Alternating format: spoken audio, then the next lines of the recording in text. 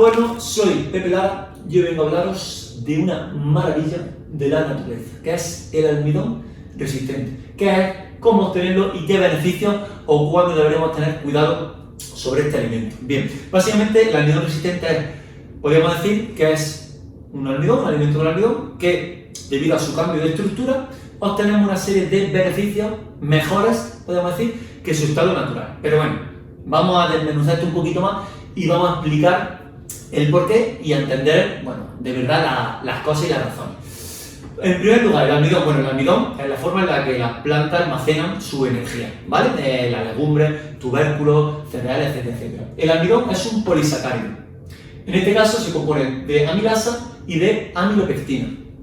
¿Qué pasa? El cuerpo no es capaz de asimilar un hidratocarbono complejo como el almidón, es decir, un polisacárido. Lo que hace es que ese polisacárido lo descompone en cadenas cortitas, en este caso sería glucosa, y de esa forma se vuelve disponible a nuestro organismo. ¿Por qué digo esto? Porque bueno, el almidón, digamos que se encuentra en los alimentos en forma de como si fuese un ovillo, ¿vale?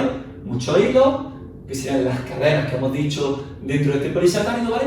Y ahora bien, cuando nosotros cocinamos el cereal, ¿vale? Nosotros cocinamos la patata, el arroz, para que se vuelva biodisponible en nuestro organismo, deben de separarse estos hilos del ovillo, que serían simulando las cadenas de glucosa, para que de esa manera se vuelva disponible en el organismo, se digiera correctamente y no haya ningún problema. El alimento lo ingerimos, ejerce su función en nuestro interior y perfecto. Ese proceso de separar esas cadenas de amilasa se denomina gelatinización. Bien, hasta aquí será un proceso normal. Ahora bien, ¿dónde entra el almidón resistente? Bien, cuando este alimento cocinado lo dejamos enfriar y lo metemos en la nevera, es cuando se somete a este cambio de estructura. Es decir, estas cadenas de amilasa vuelven a juntarse, ya forman de nuevo este ovillo, eso se llama retrogradación, ¿vale?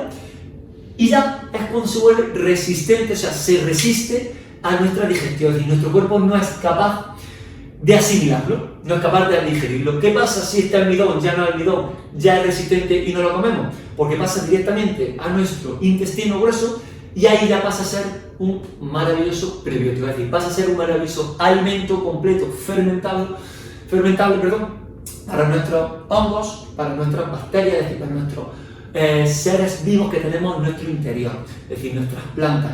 Y ahí es donde está nuestra microbiota, que es nuestro jardín, es el eje de todo. Sistema cognitivo, la piel, los ojos, absolutamente todo. Si funciona bien nuestro interior, funciona bien el resto, ¿vale? Entonces, ¿qué pasa? Que pasa a ser un alimento resistente y esto es brutal para alimentar los seres vivos de nuestro interior, que crezcan y que todo fluya de maravilla. Bien, para obtener este almidón resistente tenemos que comer este alimento en frío, que es una de las preguntas. No. De hecho, si ese alimento se recalienta, es mucho más resistente, es decir, sería mucho más positivo y beneficioso que comerlo frío, que sí, que frío obtendríamos ya el almidón resistente, pero si lo recalentamos, mucho mejor. Pero ojo, cuidado con recalentarlo en exceso, porque ya se revierte esa estructura y ya deja de ser resistente. Lo ideal es entre 130 y 150 grados de temperatura aproximadamente este recalentamiento. Y ahora bien, además de esto, ¿qué beneficios obtendríamos? Ya hemos dicho que el de la mejora de nuestro interior, nuestra microbiota. El ingerir estos alimentos fermentables hace que se regule mejor nuestro tránsito intestinal.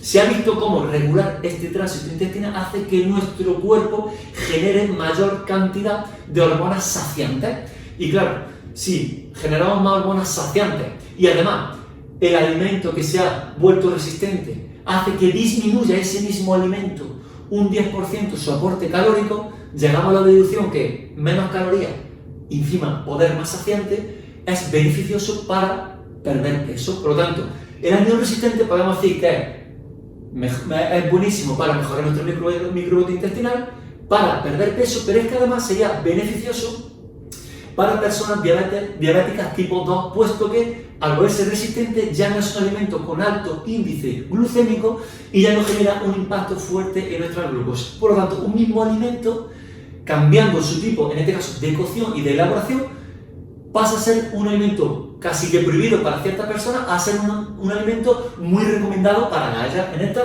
diabéticas tipo 2, como hemos dicho. Y cuando no sería positivo, básicamente el único caso es personas con patologías como tal detectadas intestinales, como puede ser SIBO. A esas personas no le interesa consumir alimentos, no le interesa consumir fibra fermentable, que es lo que viene siendo el almidón resistente.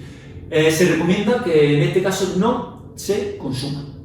Y bueno, hasta aquí lo que quería comentaros, que me parece súper interesante cómo un mismo alimento, simplemente por cambiar la cocción y unos pequeños detalles, pasa a tener tantos beneficios diferentes que en su estado normal o natural, que sería de almidón.